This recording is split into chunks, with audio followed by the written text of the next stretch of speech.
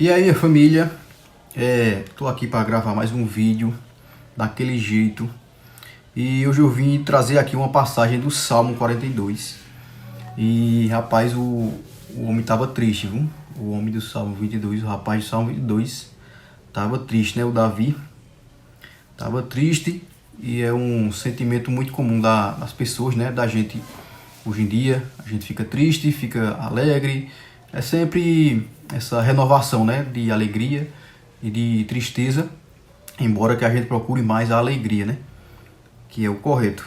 Então eu vou ler aqui para vocês uma passagem do Salmo 42, que eu achei interessante, né? Não vou ler ele tudo, só uma parte que eu achei interessante, e que resumidamente o Salmo se trata dessa tristeza que ele está passando, certo? E para a gente levar, né? Para você levar como entendimento e tentar fazer o que ele fazia também diante da tristeza dele e do sofrimento dele. Então, se você aí está triste, está sem entender o que é que você está passando, mesmo você seguindo Deus, passando por sofrimentos. Então, é basicamente aqui essa parte que eu separei. E diz assim, ó, Salmo 42, versículo 3 ao 6. As minhas lágrimas têm sido o meu alimento dia e noite, pois me perguntam o tempo todo, onde está o seu Deus? E ele fala aqui, ó, as minhas lágrimas têm sido o meu alimento de noite. Ou seja, é como se ele estivesse se alimentando do seu choro, como se ele estivesse vivendo só da tristeza dele. É como se ele tivesse com o sentimento de que Deus estivesse esquecendo dele. Então, muitas vezes a gente também tem esse sentimento de que Deus esqueceu da gente. A gente tenta falar com ele, perguntar as coisas a ele, mas ele também só responde quando ele quer, só responde o que ele quer, não o que a gente quer. Então, muitas vezes a gente tem um silêncio de Deus. E nisso a gente fica com esse sentimento de que ele esqueceu da gente. E é essa parte aqui retrata isso, esse comecinho, né? Aí ele fala assim: quando me lembro dessas coisas, choro angustiado, pois eu costumava ir com o cortejo conduzindo a casa de Deus, com cantos de alegria e ação de graças em meio à multidão que festejava. Ou seja, ele estava alegre, e quando ele lembra dessas coisas, né, de tipo, quando ele lembra que, oxente, eu estou sendo esquecido por Deus, aí ele fica triste, ele começa a ficar triste. A tristeza, né, que mesmo junto de Deus, ele tem essa dúvida da fé, que é o que acontece muito com a gente também. A gente tem dúvida na nossa fé, onde está o nosso Deus, né? E quando a gente é questionado, por exemplo, assim, né, onde está o seu Deus, a gente fica triste, porque a gente fica realmente pensando que a gente foi esquecido, certo?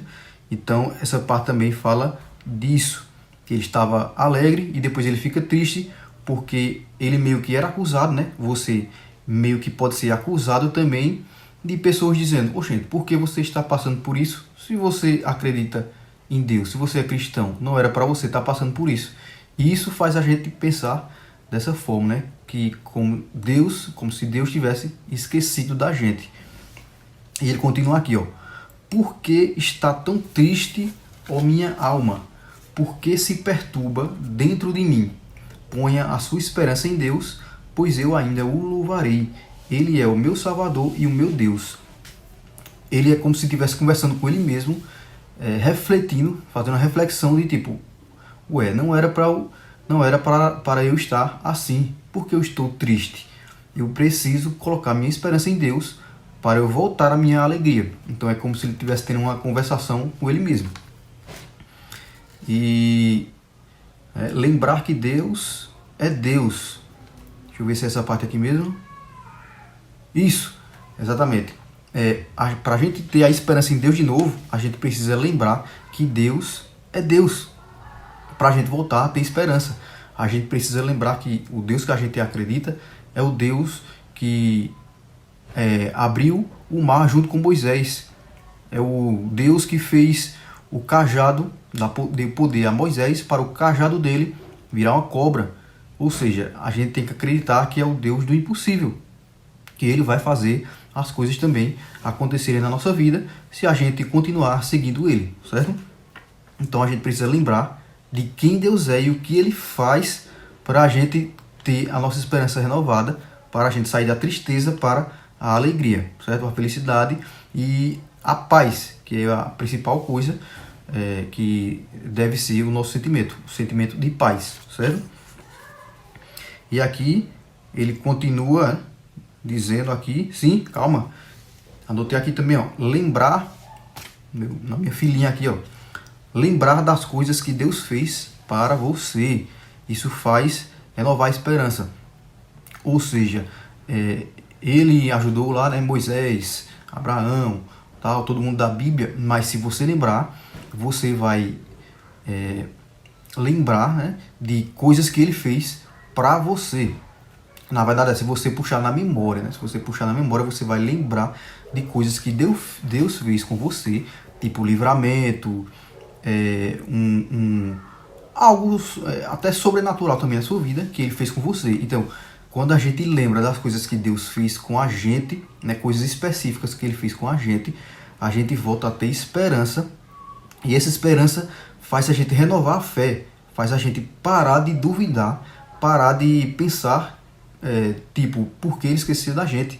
A gente não, a gente faz a gente voltar a ter esperança e a gente vai tirando essas dúvidas de fé através das coisas que ele fez com a gente. E a última parte aqui, ó, é o versículo 9, né? Direi a Deus, a minha rocha, por que te esqueceste de mim? Por que devo sair vagueando e pranteando, oprimido pelo inimigo? De novo, ele faz um questionamento de fé, certo? É como se ele estivesse dizendo o que a gente pensa também. Por que eu ainda estou seguindo Deus, estou fazendo as coisas, tentando fazer as coisas corretas e mesmo assim estou sofrendo? Essa era a pergunta dele, né? E esse é um questionamento nosso também, né? Por que ainda continuo sofrendo mesmo seguindo Deus? E isso é uma resposta um pouco mais complicada, né? Porque cada pessoa tem seu tempo de Deus, ou seu tempo em Deus, né? Deus tem um tempo para cada pessoa, para cada coisa. E cada um particularmente também é responsável pelas suas coisas, pelas suas escolhas, né? Por exemplo, uma pessoa que tenta ser mais disciplinada, faz mais coisas para Deus, se entrega mais a Deus, a chance dessa pessoa